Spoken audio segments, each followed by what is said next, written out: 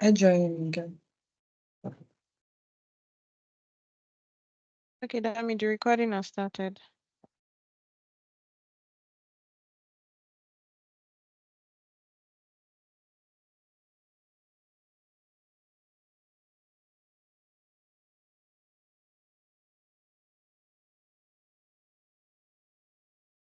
Dami, do you have a waiting room? There's usually a waiting room. It just pops up at my end that someone is trying to join in. Yes, I But can see that somebody is waiting. I can't see it at my end. I can't either. Like I can see the notification, but I can't see who it is.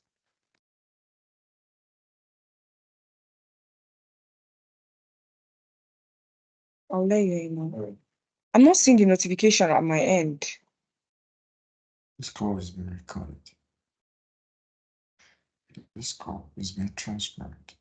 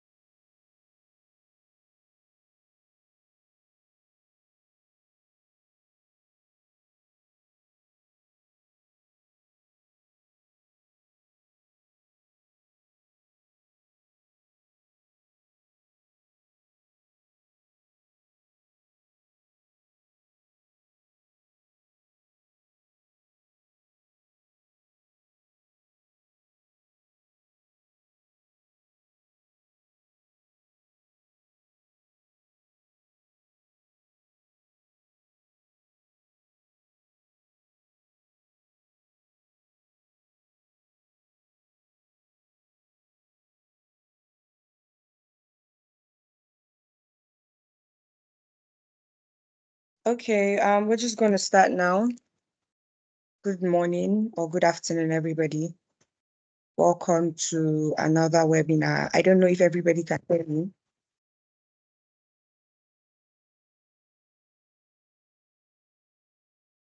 Okay.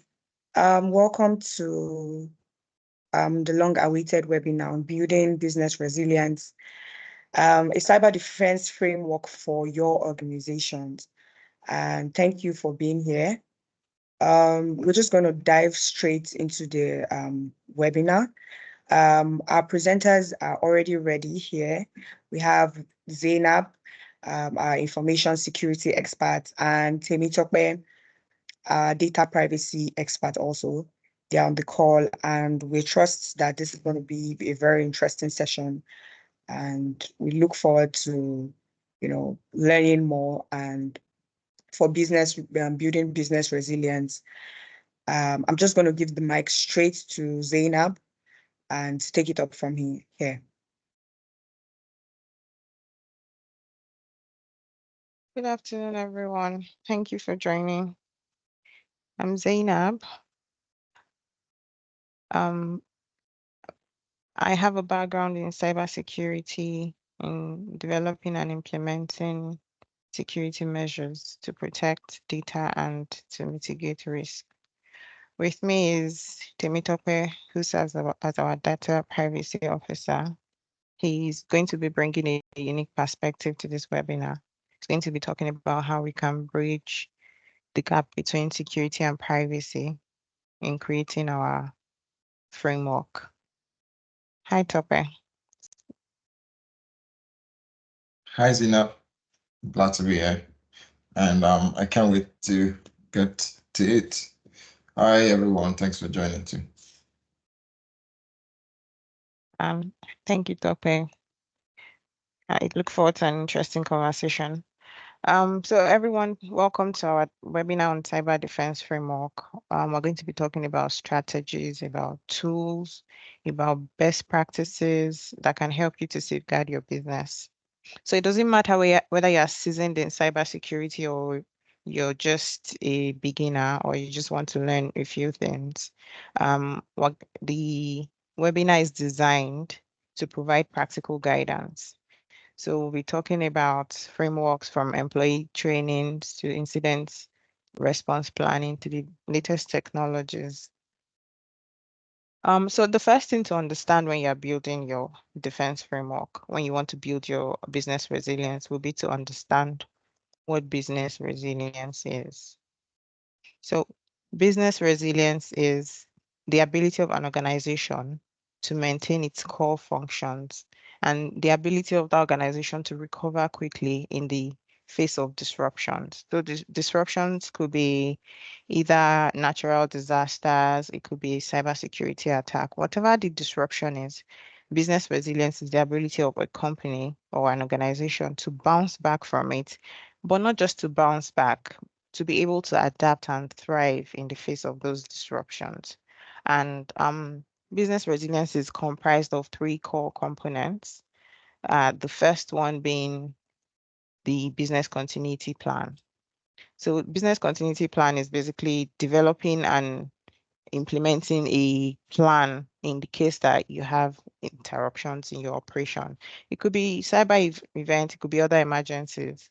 The second one would be developing an emergency response plan. So this means you establish protocols for detecting, for containing and mitigating attacks. And the reason why you do this is to reduce the impact on your business. And the third one would be crisis management plan. So you conduct risk assessments, you implement controls to help you to identify threats and to help you to mitigate them. We were discussing earlier about the importance of business resilience. Let me talk. Yeah, we were. And it's an interesting aspect because although we can see for streamlined importance, there are various importance and it's large.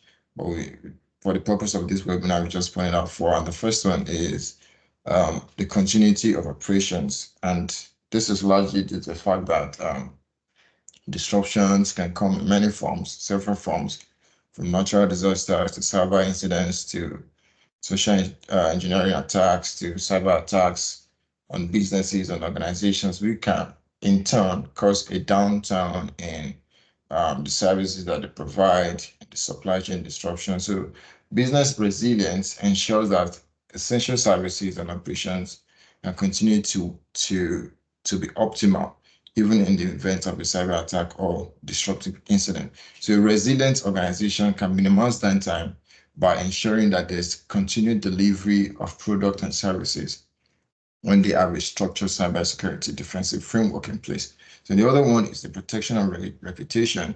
And a lot of people can agree that businesses are very big about the reputation that they portray to their customers, to their clients, and to the public at large. So a resilient organization can effectively manage crises and maintain trust and confidence among their customers, among the clients, among the competitors also. So it gives them a very competitive edge when they have a good reputation of providing, of putting the security of the client, of the data that they hold, of the sensitive information that they hold, putting it at a very high level and very secure. So the other one is also regulatory compliance. And in the field of privacy or data privacy, regulatory bodies, so many organizations, so many countries, so many organizations have laid out expectation in terms of compliance to protection of data. So regulatory compliance is a very big thing for whatever business, whatever organization are looking to have a robust business resilience framework in place. So compliance with data protection regulations and industry standards is very salient to business resilience, and implementing a robust cybersecurity measures helps organizations to avoid costly fines and legal repercussions. So many industries have regulations, just like I've said, that requires organizations to have plans in place for continuity and disaster recovery. So, and the last one is the competitive advantage, which I have mentioned just some few minutes ago. Competitive advantage: when you have a strong framework, cybersecurity framework in place as a business, you then demonstrate you demonstrate a standard that a lot of businesses do not have, in the sense that you have the framework. When it comes to cybersecurity, you're able to respond to attacks, you're able to have a continuity plan, you have crisis management plan, just like I mentioned previously. So by demonstrating all of these things, you gain a competitive advantage in the marketplace. Then customers are more likely to trust and continue to do business with you, and companies and continue to do business with you. So all of these things are important, and there are so many others, but these are the key four things that we believe that it's vital to businesses to be able to have a standard and robust business resilience framework in sense of cybersecurity. Yes, so now that we know what business resilience is and the importance of it, I think it's important that we also know what the cyber threat landscape is.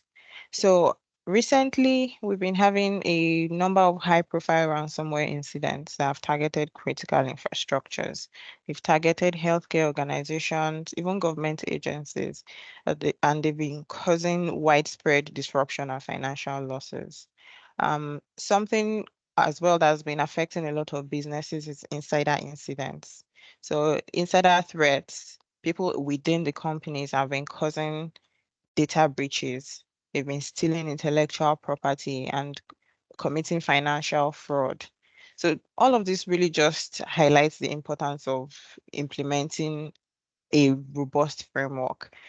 We've been hearing about news of ransomware attacks where people have to pay fines for their files or systems or whatever it is that's been hit with the ransomware to actually gain control back.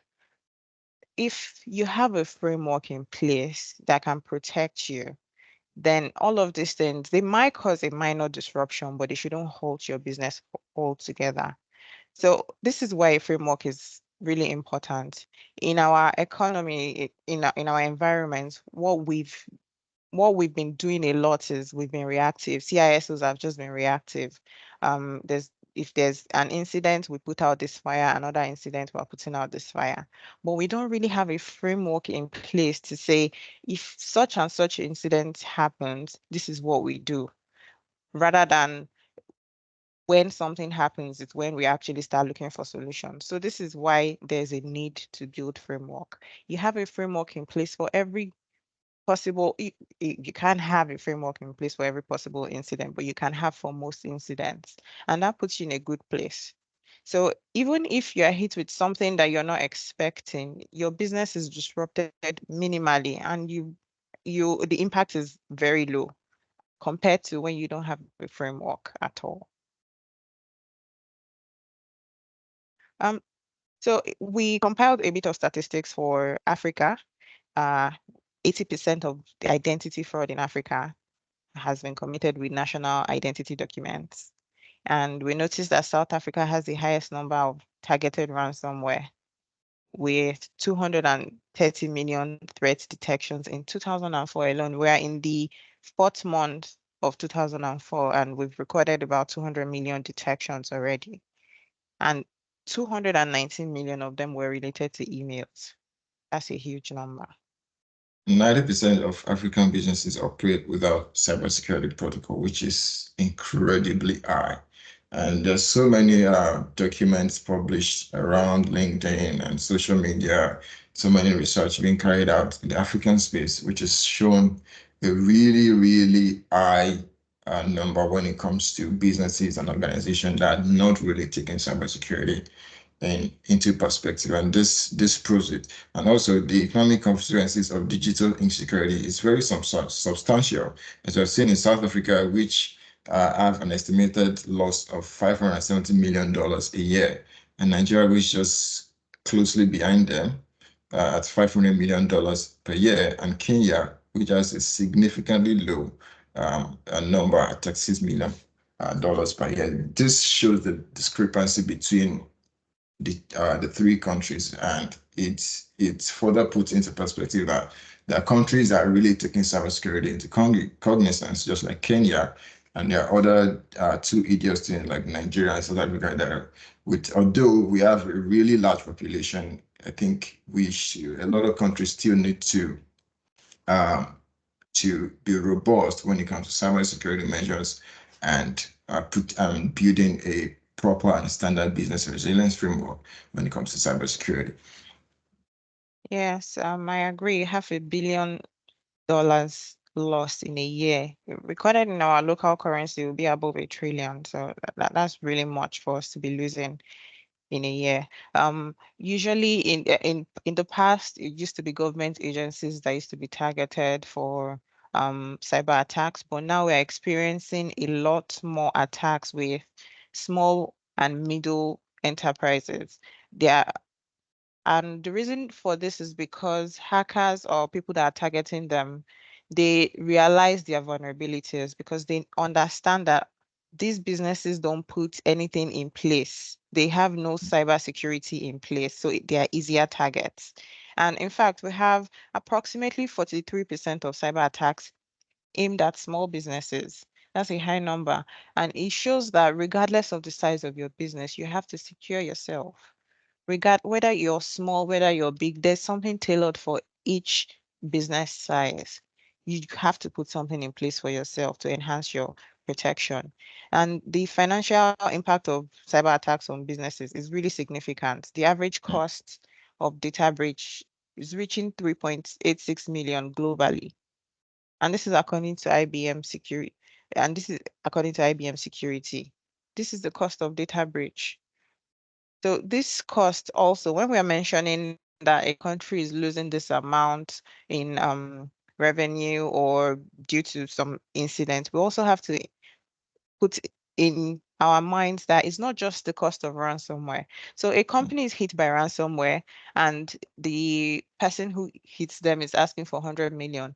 The loss to that company is not 100 million because everything they have to put back in place, how to respond to that incident, how the new devices they have to get or how to recover from that incident, the regulatory fines they have to pay, the legal fines, and the most important, their reputational damage. How many people want to work with companies who have been breached? So it is way more than the financial impact that is reported. The reputational damage is really huge as well. So we've talked about what our landscape looks like. I think it's important now that we look at if I want to build a cyber defense for my organization, what goes into it? What are the components of me building a cyber defense framework for my organization? And 3 things go into it. The 3 components of a defense framework is the people, the processes, and the technology. Yeah, and the first one, which is the people. It encompasses the workforce skills, the employees, your staffs, the people who come day in, day out, they work every day, the knowledge and the preparedness. So employees are often the first line of defense, and it is widely known that human are the weakest link in security. All right. So the first line of defense against cyber threats, social engineering, cyber incidents, all of these things. So investing in a comprehensive cybersecurity training where starts with employee phishing simulation tests, exercises, and all of these things help in building a robust business resilience when it comes to cybersecurity. So investing in comprehensive training programs can empower employees to recognize and respond to potential threats. So this then in turn helps to foster a culture of resilience through training, exercises, and clear communication in the office space. So another thing is insider threat mitigation. So insider threats is whether intentional or unintentional pose a significant risk to organizations' data security. So in the insider threats might be a disgruntled employee who maybe is not happy with a decision that's been made by the management, in turn then wants to sabotage the company or the organization or the business, maybe by leaking very sensitive information or client data or customer data, leaking them to the public, which can then have significant damages, maybe reputational damage, data breach, loss of data, and all of these things. So insider threat mitigation, whether intentional or unintentional, poses significant risk to organizations' data security. So by implementing a robust access control, so that you make sure that you do not stretch access when it comes to individuals that are supposed to have a particular degree of privilege or particular number of rights to carry out their daily operations. So a proper and robust access control can help mitigate level of insider threat, and also monitoring user activities, conducting regular audits can help detect and mitigate insider threats effectively. Yeah, I agree with that. Like Topper said earlier, the first line of defense is the employees.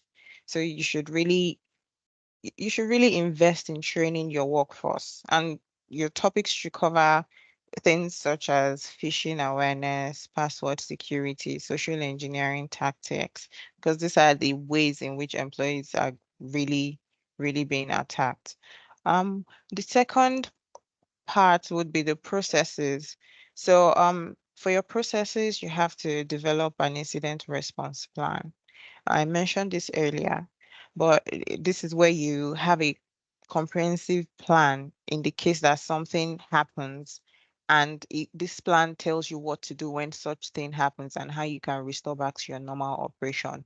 So this plan should contain things like the roles and responsibilities of certain people, how you escalate to certain people or who you escalate to, communication protocol. So there are some organizations that are required. It's now required that organizations actually disclose when they've been attacked to the government, or there's going to be a fine to be paid. So the communication protocols, how do we communicate with our stakeholders? How do we communicate with the employees? How do we communicate with external parties that need to know about this?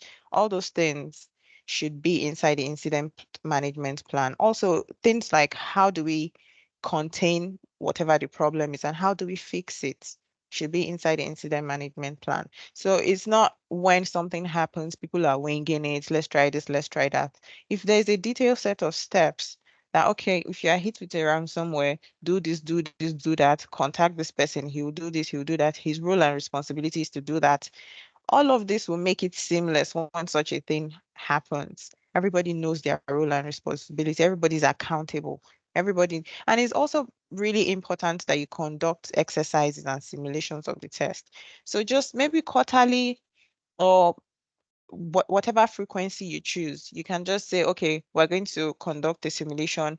We're going to hit so and so person with a sample ransomware, and then see how your staff responds. Do they follow the plan? If they don't follow the plan, then you have to educate them on how to follow the plan, which is why we mentioned earlier in people that one of the things you have to do is educate your staff on incident response plan. Everybody needs to know what they are doing. Another thing under processes is, regardless of what your process is, in information security, the most important asset is information. So there has to be ways to secure your information. Information is being generated every time, every minute. So all of this information, they have to sit somewhere. Now, if where they are sitting is hit by ransomware, what do you do? So you have to be able to put measures in place, things like encryption. So even if somebody is having access, somebody that shouldn't have access to your data has access to your data, it becomes gibberish to them because it's been encrypted and they don't have the key to it. Have proper access control. Only people that are authorized should be able to access your resources. Have data loss prevention solutions, back up your data, back up to an external site, to the cloud, wherever it is that you back up to, have more than one copy. If one copy is compromised, your operations will not halt. Another one can put into place. So we have to organizations have to ensure compliance with different regulations and bodies. They also have to follow all these things so that they can avoid fines and legal penalties. The third one will be your technology. So your technology would include your endpoints. Your endpoints could be your desktops, your laptops, your smartphones, your tablets. These are all common targets for cyber attacks. So you have to deploy security solutions for them. For example, antivirus on your devices, endpoint detection and response, mobile device management. So this helps you to prevent malware. It helps you to prevent unauthorized attempts and other security threats.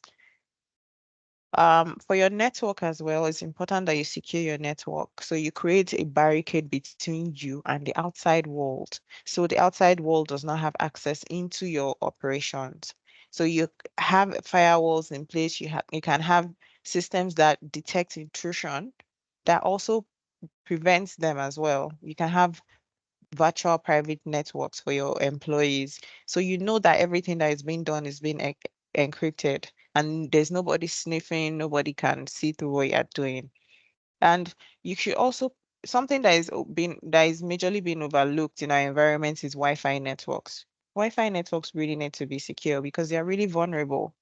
It is very easy for you to sniff communications, wireless communications. And this is not something that a lot of people put a lot of effort into. So securing your Wi-Fi network is really important as well. So all of these things, what they do is they help you to ensure confidentiality. So make sure that it's only people that have access to your data that can see those data. It helps you to also ensure integrity. There's nobody changing your data, nobody removing, adding, or changing anything in your data, and also availability of your resources. So the thought that might be coming to mind now is, okay, so I know the things I have to, the components of a framework. I know, okay, I have to work on my people, I have to work on my processes, I have to work on my technology, but how do I build the framework? How do I build the framework? So the first thing you have to do is to assess your internal infrastructure. What do I have in my environment? What do I have in my environment? Look at my assets. Yeah, so Sorry, it's go ahead, very I didn't hear that. important. So it's very important to carry out risk assessment, comprehensive risk assessment in cybersecurity. So the first step towards building business resilience is to understand the risks that you face. The type of risk, is it inadequate employee training, inadequate security awareness? Is it lack of network security infrastructure?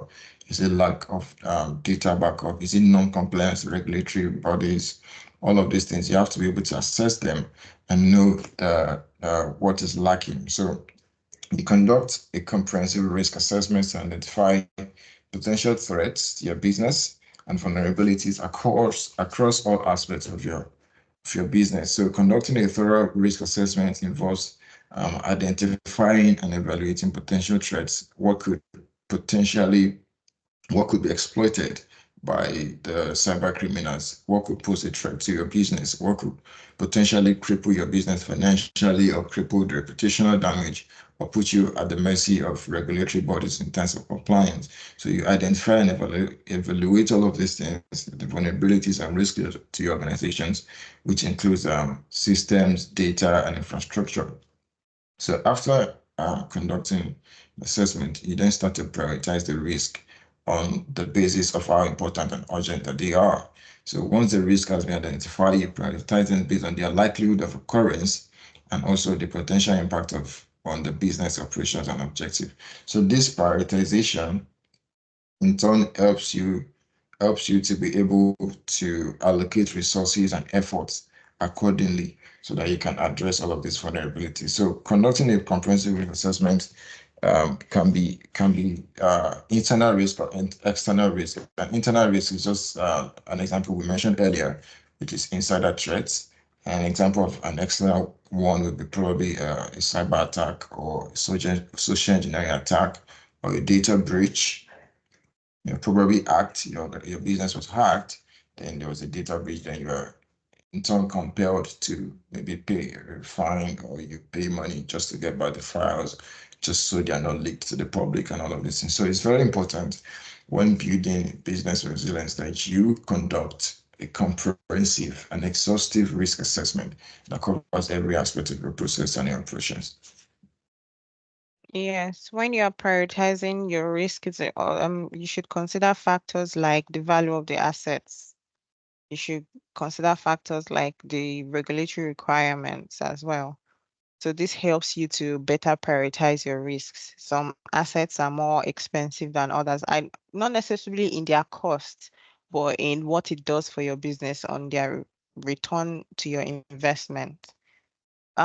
Something to also look at is once I have done my assessment, I know what is in my environment, I know my assets, and I have prioritized them based on their risk. Now I can develop a strategy. So you consider factors like your organizational industry sector. So if I'm developing a strategy, there's no one strategy for all organizations. Organizations come in different sizes and they do different things. Even organizations in the same sectors still differ. So you tailor whatever your strategy is to your organization. So and also you have to develop a risk tolerance. So some organizations have a higher risk tolerance than others. If I'm willing to allow my organization to suffer 100 million, it could be that a different organization does not have that kind of tolerance.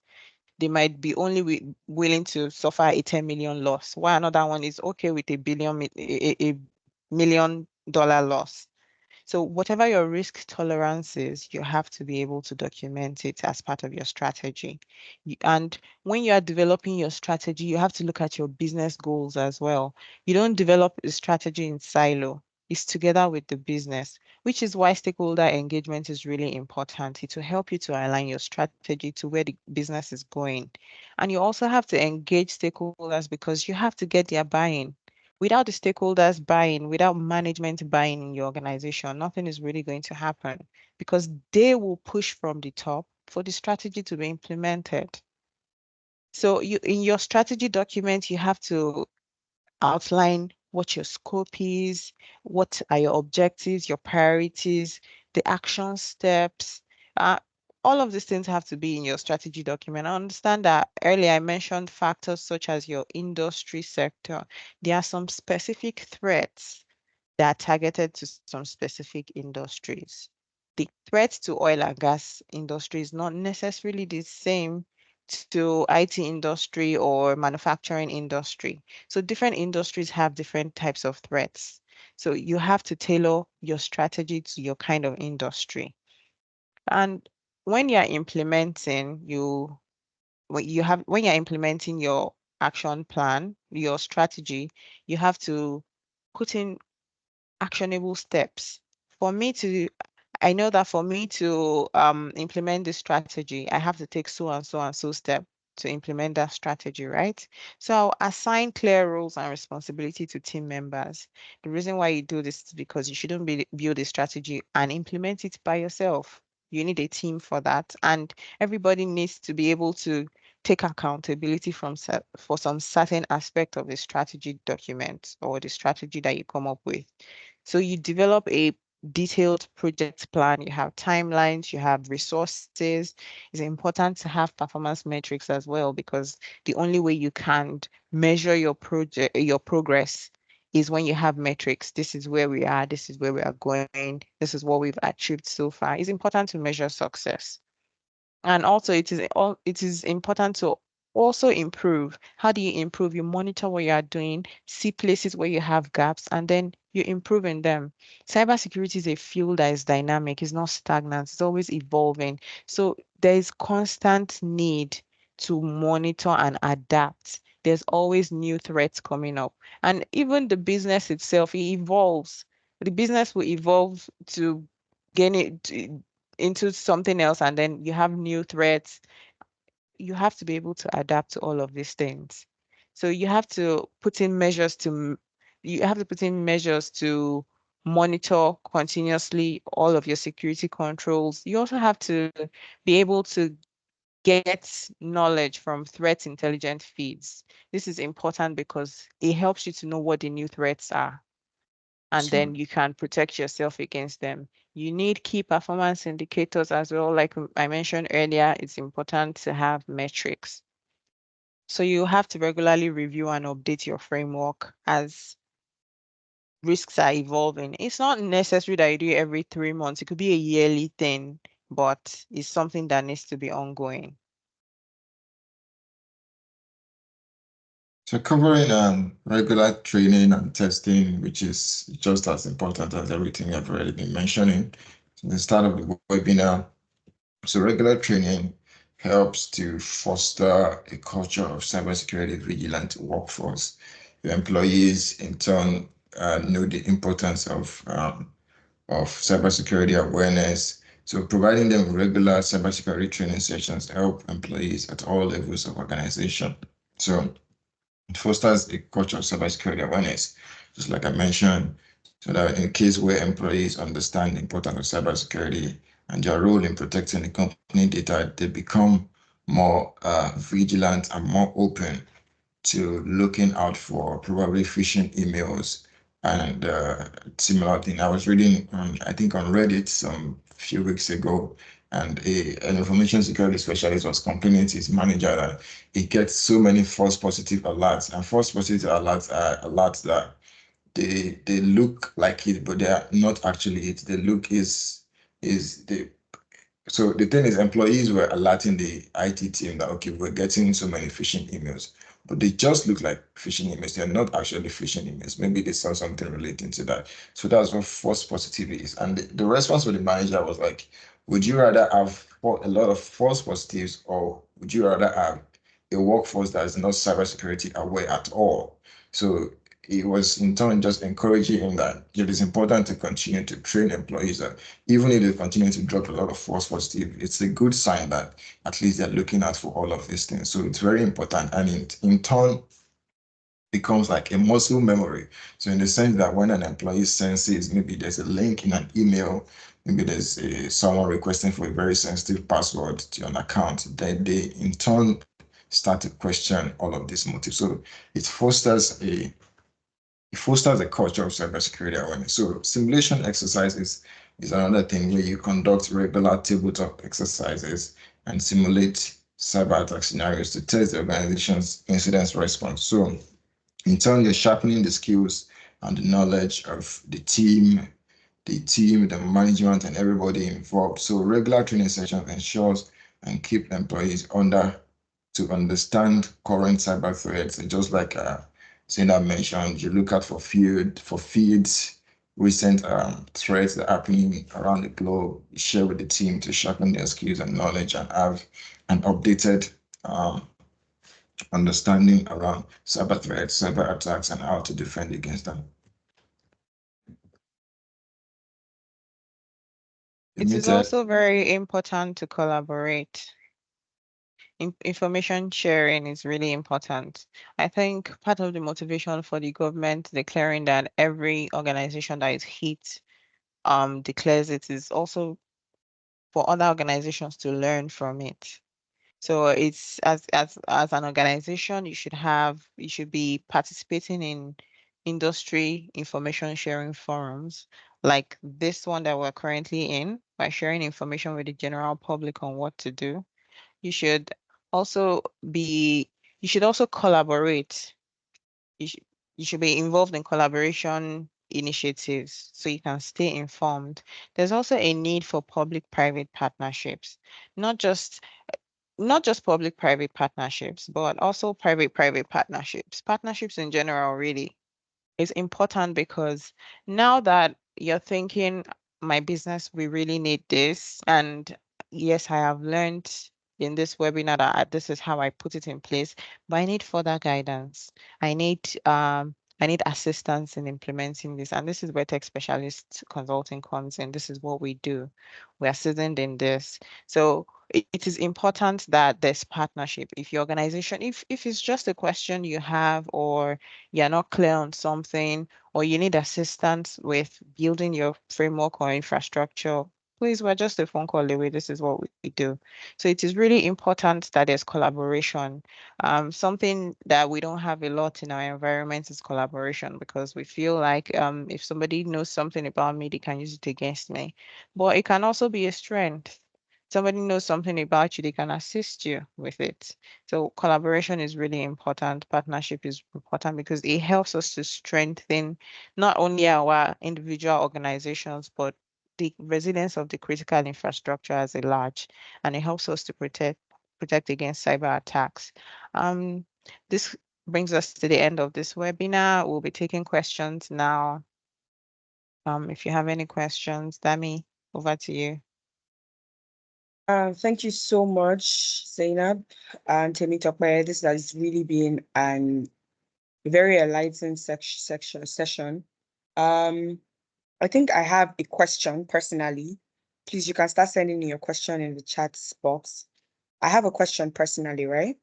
I heard you say something about getting buy-in from the management team or the leadership of an organization. How can I secure the buy-in from leadership for investing in cyber resilience measures? Like, you know, for an organization that doesn't really have any, that's not really investing in cybersecurity, how can I, get the buy-in of leadership? Okay, so the best thing to do is to help the leadership to see what is at stake. If the leadership understands that, a lot of people do not understand the need or reason for a cybersecurity framework, which is fair enough, but you have to help them to understand what is at stake. If we are left vulnerable, we can be hit. And when we are hit, it's not just that we are hit, it will affect the business. The impact of the business could run into millions. So we need to be able to be secure. The first step is, I would suggest to organizations that the first step, you have a baseline. You don't have to build a whole framework from the scratch immediately, but have a baseline, something that while you're building your framework, it can still protect you. But to have the buy-in of the management, the most important thing to let them know is what is at stake, the impact on your business if you are hit with a cyber attack or you're not prepared. Have I answered your question? Yeah, I'm just going to add a little thing to what Zainab has said. And I think it's very important to speak their language, just like Zainab had mentioned. For management people, they are not really interested in all the big technical jargons we want to talk about. So it's important that you come to their level and make them see the benefit, the long-term benefit. You have a strategic approach to it, in the sense that if we're able to address this problem, this is what we tend to gain from it on the long term. It's very important to make them see the long-term benefit around it, and also you're able to communicate clearly to them what you're looking to achieve from this. Yes, why I asked this question, thank you so much, Zainab. Thank you so much, Temitope. Why I asked this question is, how we are in Nigeria. A lot of organizations don't really pay attention to cybersecurity, right? They don't pay, even if they pay attention, just very little attention. That's why I asked this question. And thank you for enlightening me. they said I should speak their language, which is a lot of them care about, how it affects them monetarily. So that's very important. Thank you so much, Temitope. So I have a question here in the chat box. It says, what are some best practices for employee training and awareness programs in cybersecurity? Okay. The best practices for employee training. The first thing that comes to mind is to customize training content to help you to address specific cybersecurity risks or problems that is relevant to your industry. So while I was talking earlier, I mentioned that the risks and threats that oil and gas faces is not the same thing that healthcare faces. So when you're conducting your training, you should tailor it, customize it to the industry that you work in. That would be the first thing. It's important that you conduct regular training. I usually suggest a quarterly training, mostly because people tend to forget things and you have to repeat over and over and over again. And also we mentioned that the landscape is ever changing. So you have to always bring up all the new things that have occurred in the past 3 months. A lot happens in a week, not to talk of 3 months. So regular training session is important. It's also important that you make it interactive. So you could incorporate things like quizzes or simulations or real world scenarios. Phishing simulations are also important. Um, role-based training, that's a really good one too, because my role as an accountant is different from your role as an engineer. The kind of threats we face is also within the same industry. Even the kind of threats we face are different. So apart from just the general training that we have, it's also important to have a role-based training for each person. Have a training for HR, help them to know what policies and procedures are, how they communicate it with the staff, all of those things. So different roles have different training. Toko, if you have any addition. I think the only addition that I was going to make, you already made it, which is role-based training. I think it goes beyond just awareness. You have to be able to instill it into the daily activities of the staff and the workforce. You just don't want them to be aware, quite all right. You want them to actually do it. So when there's an email, a phishing email that you get, there's a link, report it. If there's anything that you feel suspicious, you should always reach out to the IT. So role-based training, particularly to whatever role the staff is occupying, a training should be tailored to that. And also there should be open channel for feedbacks and communication. If there's something that is not being communicated clearly by the IT team or the information security team to the team at large, there should be feedbacks, just like the example that I gave where there are so many false positives and it was starting to infuriate the IT, the information security guy. So there should be open channel for communication and together the team can evolve and improve together when it comes to cybersecurity. So much, guys, for that. I have another question here. What type of training does our IT managers need to have? What type of training does IT managers need to have to be able to develop cybersecurity framework? And what is the best timeline for implementation for an enterprise organization with over 100 staff? Okay, thank you I for think there are like that. 2 questions there in one. Yeah, I'll treat them as two questions. One is Alright. the certifications to have or the knowledge to have, and the second is the timeline. Yes. Okay. I think it's important that IT managers have a solid understanding of cybersecurity foundational concepts or their best practices. So there are some training courses. There's the CompTIA Security Plus, there's the CISSP, there's the CISM. All of this will give you foundational knowledge of not just how to take care of the IT within your organization, but how to build frameworks, infrastructures from ground up. It also gives you that kind of knowledge. It's important that you take trainings in risk management because you should be able to identify, assess, and mitigate cybersecurity risks. So we have trainings under that. There's a C-risk training by, I believe it's ISACA that takes C-risk. Yeah, ISACA. Right. There's also risk management frameworks training in ISO 27001. You could also take that. There's also NIST cybersecurity framework that you could take as well. It's important that an IT manager knows about security architecture and design. So you should be able to design security architecture and infrastructure from the ground up.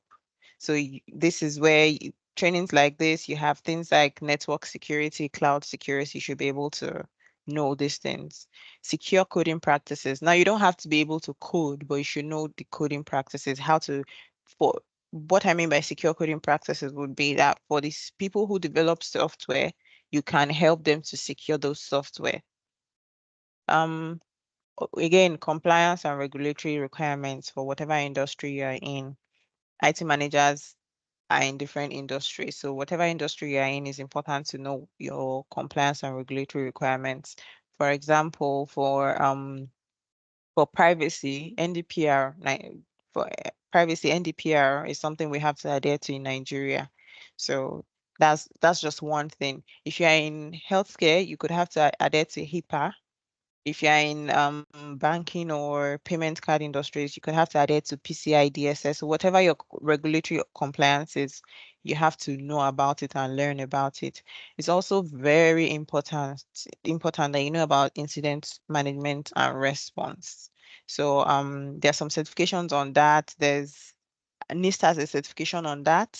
And there's another certification on that, something about certified incident handler.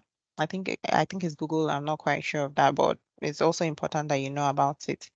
For the timeline, now you mentioned that there were 100 staff. So the timeline varies depending on some factors like the current security posture. So are you starting from scratch? Do you have something in place? If you're starting from scratch, it takes longer. If you have something in place, it might not take as long. Also, your budget. Are you implementing for the whole infrastructure? Are you just doing for a small section?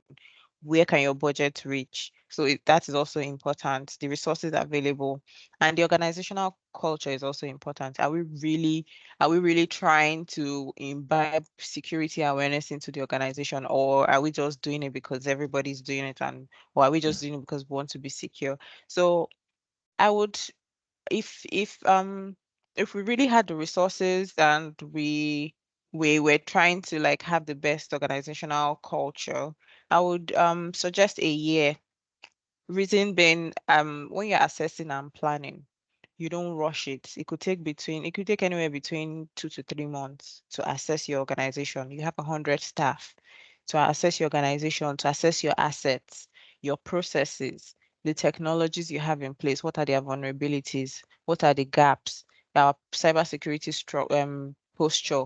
What is the scope of the framework? So all of those things could take easily between 2 to 3 months. And then you have to also develop the framework, which could take anywhere between 3 to 6 months, honestly, because it depends on what framework you are implementing. There's so many types of frameworks out there. So it could be ISO 27001. It could be um, it could be any other kind of framework that you're implementing. Some are more complex than others. Whatever the framework is, it could easily take between 3 to 6 months. And then you have implementation, which could take another 3 months. Implementation, it depends again on how far your budget goes, the scope, and whatever, and the kind of technical controls you are deploying. So there are different types of controls. There's the administrative control, which is just policies. Policies, they don't take as much time as working on technical controls. Technical controls are bringing firewalls, configuring things, making this communicate with that, things like that. It takes a while. And there's also environmental controls when you're building your frameworks. Things like in your server room, do you have fire extinguisher? Is your server room going to be able to withstand the flood? Are you those things? And environmental controls also covers you protecting the assets in your environment, physically protecting them. So all these things could take a while. And there's also the monitoring and continuous improvement part, which never ends really. So that one is ongoing for life. I don't know if I've been able to answer your question. Yes, I guess so. I guess so. Okay, so we have another question, the final question. What are some considerations for businesses with limited IT resources when implementing a cyber defense framework? Okay, so I mentioned earlier that different businesses have different sizes and they don't have to implement the same thing as other like big businesses. So when you are building your defense framework, when you have limited resources, so I believe that your scope will not be very large, right? So one of the things I mentioned earlier is that you implement a baseline security. So there's some basic security measures that are not very expensive or not even expensive. They are just some things that you have to pay attention to. There's this framework called CIS 20. Is controls, 20 controls that every business should have, regardless of their size. So things like access management. You don't have to pay for access management. Just make sure that it's people that need access that you give access to. Access control, things like that, encrypting devices, all these things, they are not Backups. necessarily like exactly backups. They are not expensive. So you can look at CIS 20 controls. That can be a baseline for any organization.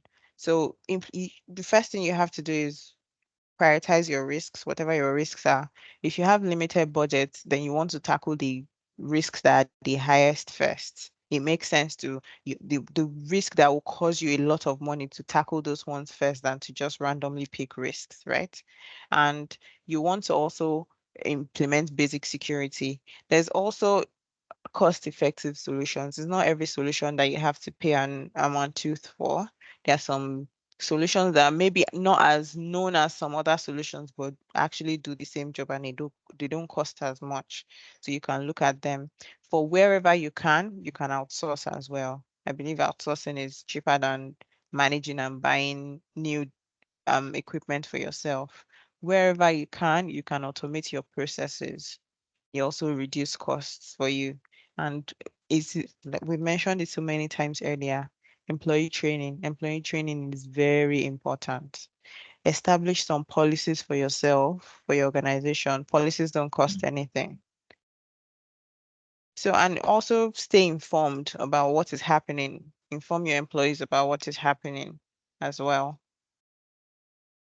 Yeah, I feel I don't really have much to add to your responses have been so comprehensive. So, and it is especially for a small business or small businesses to have limited budget. So, I would also advise to leverage on some free and open source tools. There's so many free documentations out there, publications, and all of those.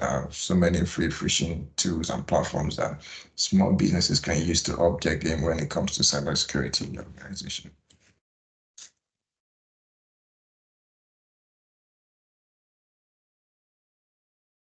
Over to you, Dami. Yes. Okay, thank you very much. Sorry, I was trying to unmute my mic. Thank you very much, Temitope. Thank you so much, Zainab. I guess there are no more questions, and we have come to the end of this webinar for today. I hope you guys learned a lot when it comes to building a cyber defense framework for your organization. If you want, Tech Specialist is an IT solution company, like Zainab has already said, and this is what we do. We help organizations, stay afloat when it comes to cyber defense and cyber security. So if you want to get in touch with us, I'll just drop my details in the chat box. So if you want maybe any of our consultation services, or you want to get in touch with us, I'll just drop my details in the chat box. And also, if you want the what's it called? The recording of this meeting to be provided, you can also send me a message. Thank you so much, everybody, for coming for today's webinar. I I guess if there are no further questions or contribution, we have come to the end. Thank you so much, Zainab, for your expertise. Thank you so much, Temitope. Thank you, everybody. Thank you, guys. Yeah. Do have a Thank nice you. day.